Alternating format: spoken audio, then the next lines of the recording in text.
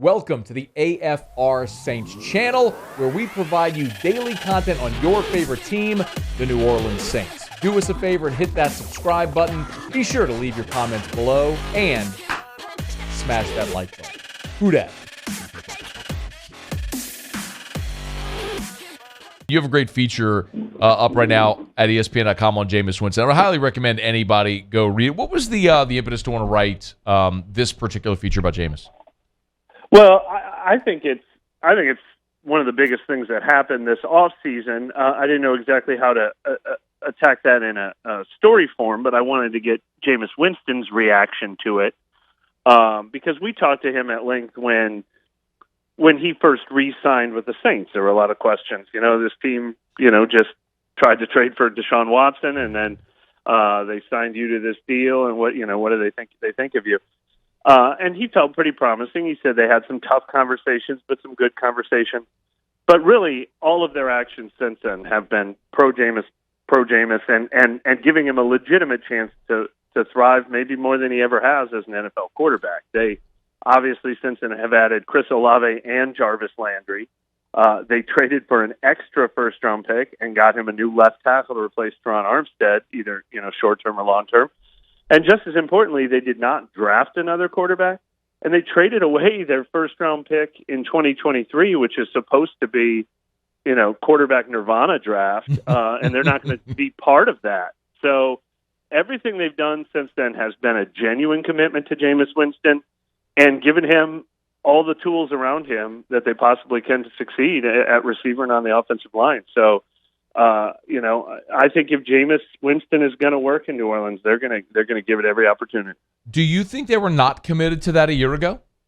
Well, I don't think they were committed to it when they were trying to trade for Deshaun Watson. Sure. And I think they would have traded for Russell Wilson, and I think they would have gotten in on the Aaron Rodgers conversation. But I don't think that any of those names we're talking about mean they don't think highly of Jameis Winston. They just felt like, should we be looking for a top 5 or a top 10 quarterback and really try to go all in at that position, because that position is everything in the NFL.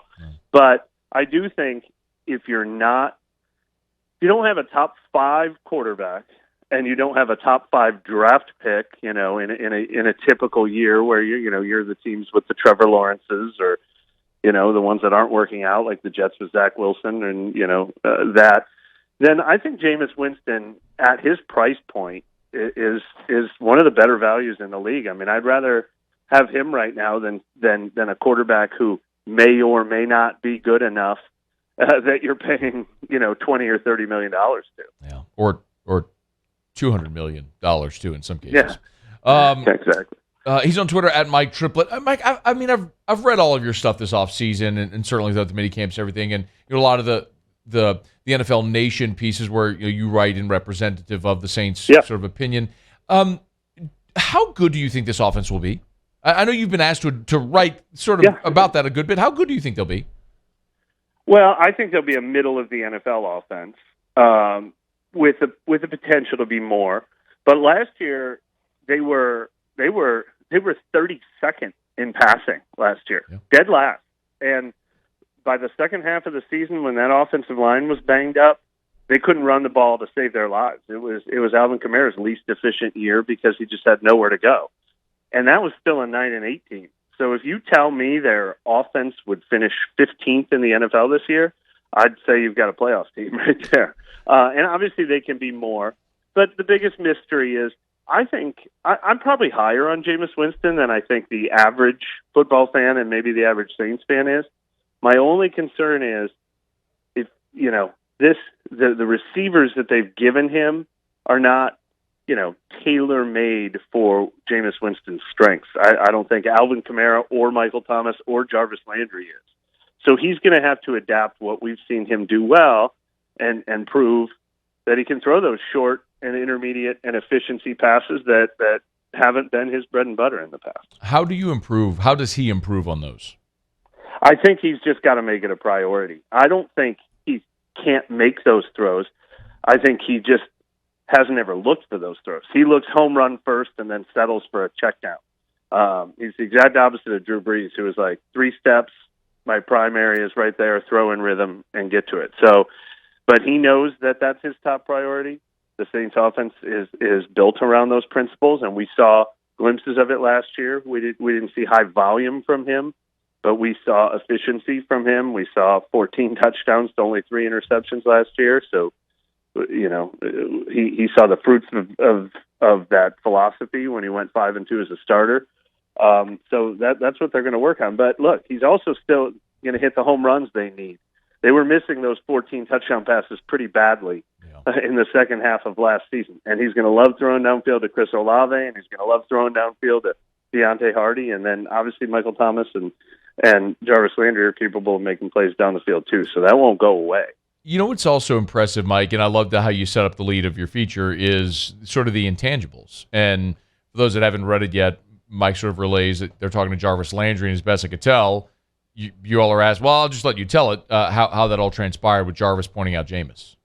Yeah, we interviewed Jarvis Landry outdoors after practice, after Dennis Allen was done talking. So he was against the wall of the facility, and he was asked a Jameis Winston question, and as he's answering the question, he's like kind of craning his neck, and he goes, I don't see anybody else out here except for him. He's the last guy on the field 15 minutes after practice, and so we're all craning our necks too, and sure enough, Jameis Winston's the last guy out on the practice field still working. I mean, it looked like a setup, Yeah.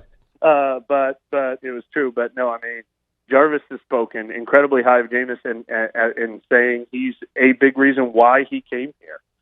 He said they had conversations before he signed, and he's excited about where he thinks Jameis is headed and where he thinks this team is headed. So, look, I think he's got a good reputation among receivers. Jarvis's face also lit up with a big smile when he said, and he's going to throw it.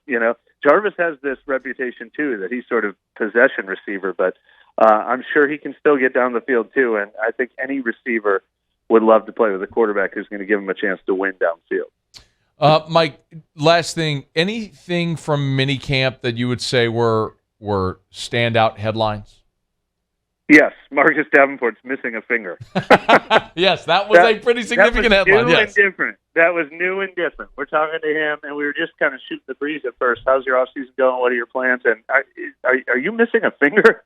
It was literally like that. Like you noticed, you just looked down and noticed he was missing part of his finger. He was talking about what he's rehabbing and stuff, and it kind of held it up. And we're like, are we looking at what we think we're looking at? And he was really open with it, and really unfortunate. And so unfortunate for him, of all people, who just can't get a full off season and a full season.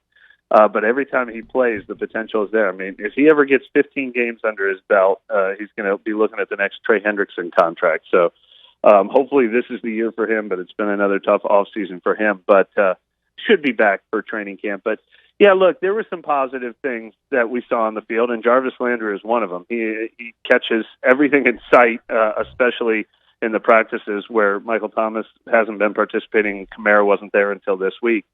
But I think, we still are waiting to see what this team looks like at full strength. We haven't seen Marcus Davenport yet. We haven't seen Michael Thomas yet.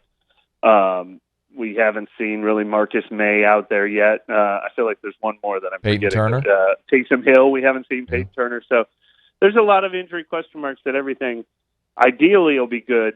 I think there's a chance for this team to have tremendous buzz a couple weeks into the preseason, but we haven't seen it yet. We'll start to get some of those answers a little more than a month from now when training camp opens, and then, of course, the Saints barrel toward preseason. Mike Triplett, ESPN.com, on Twitter at Mike Triplett. Y'all give him a follow. Mike, we always appreciate it, man. Thank you. Thank you. Hey, thanks so much for watching. Please leave your comments. I love to interact, and be sure to hit the red subscribe button below.